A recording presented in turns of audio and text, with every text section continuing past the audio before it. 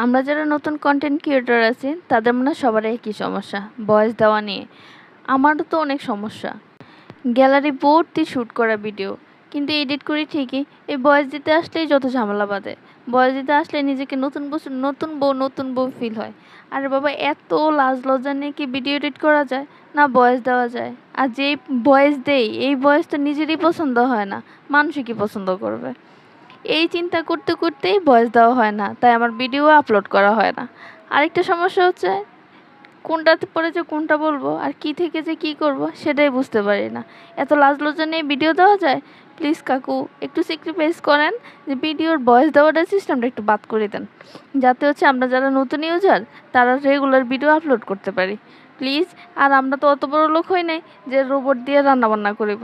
আমরা নিজেরাই করি, নিজেরাই রান্নাবান্না করি, ভিডিও নিজেরাই শ্যুট করি। প্লিজ একটু এই ব্যাপারটা একটু